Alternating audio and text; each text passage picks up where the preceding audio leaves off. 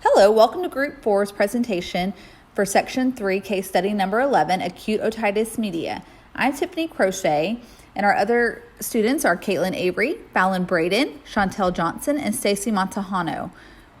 We're going to go over our case study. Samantha is a 7-month-old female who presents with a temperature of 101 axillary and upper respiratory infection.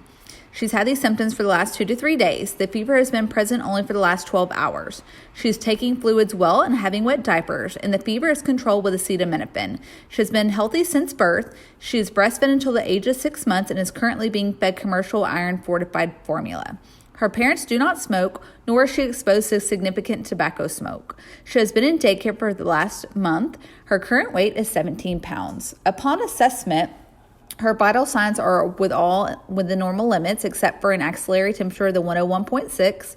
Her right tympanic membrane, they look dull, opaque pink. Her left tympanic membrane is bulging with purulent fluid and greenish chorizae. Throat is clear with green postnasal drip noted. Lymph glands show no adenopathy. Heart has regular rhythm and rate with no murmur. Lungs show clear breath sounds in all fields with upper airway congestion. Abdomen is benign. Her skin is clear of rashes. The complaint that the parent brought to our attention was that she has been poking at her ear and fussing all night. Acute otitis media usually occurs when the area behind the eardrum, called the middle ear, becomes inflamed and infected. Thanks, Tiffany. My name is Stacy Montejano, and I'll be going over the initial management plan for an infant with acute otitis media. So due to the infant being in daycare, the acute otitis media could be due to a viral infection in which it will not respond to antibiotics. The initial management plan would be observation without antibiotics by providing analgesics such as Tylenol or Motrin for 48 to 72 hours if the patient has minor symptoms. If the patient has worsening symptoms or increased fever, prescribing antimicrobials such as amoxicillin, which would be our first choice, we would prescribe that at a high dose of 75 to 90 milligrams per kilogram per day, which would then be divided into 2 doses per day.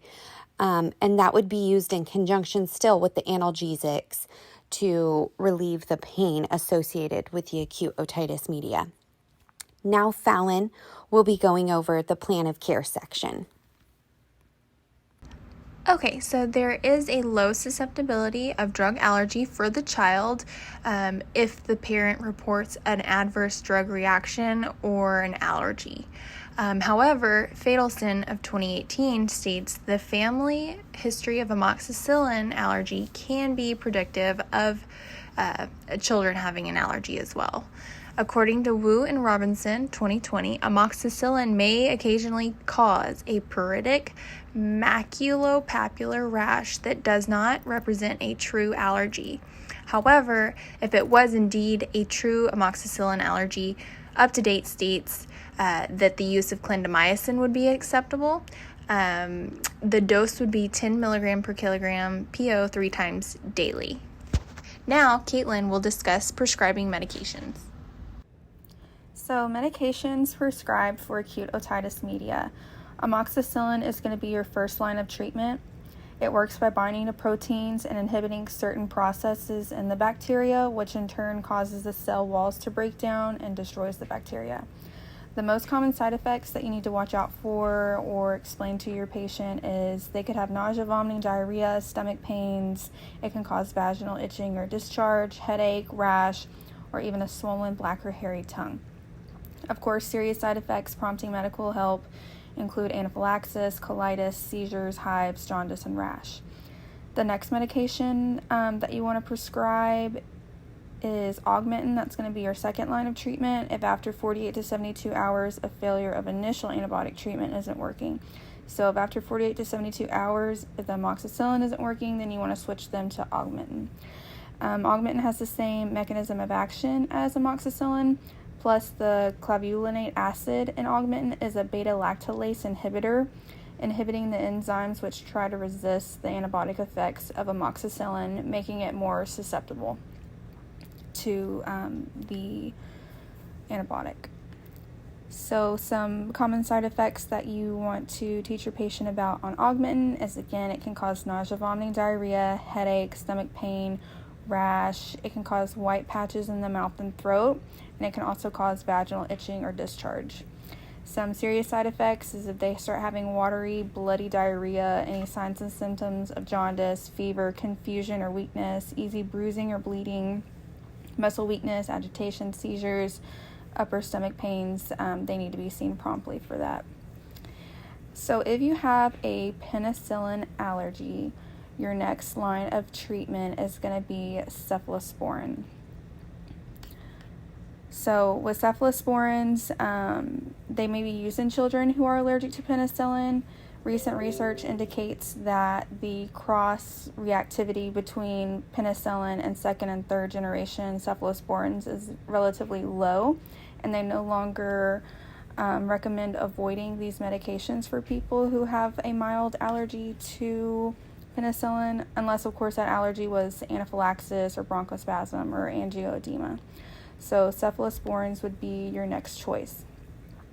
So cephalosporins work closely, they're closely related to penicillins, and they disrupt the synthesis of the peptidoglycan layer of bacterial cell walls, which is a molecule specific to the cell wall of the bacteria. Once this wall is damaged, then death of the cell begins.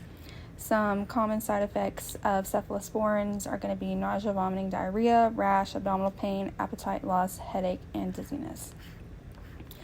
And then, of course, if your patient does have that serious reaction to penicillin and they cannot take a cephalosporin, then they can take clindamycin, which is a bacteriostatic. It inhibits bacterial protein synthesis by binding to the 2,3-S RNA of the 50S subunit of the ribosome, and it's used to treat anaerobic bacteria.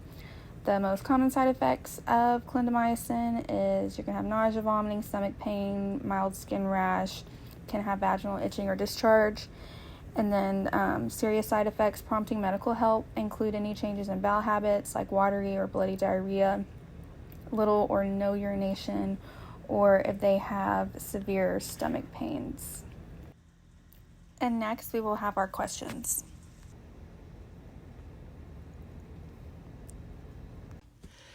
Thanks, Caitlin. So we do have some questions for you guys. So what happens if acute otitis media goes untreated? Can acute otitis media spread to the brain? Can acute otitis media cause permanent hearing loss? What signs and symptoms do you need to be aware of in very young children? Which health conditions can make complications more likely? And what causes acute otitis media? This concludes our case study, section 3, case study 11. And thank you guys for watching. Goodbye.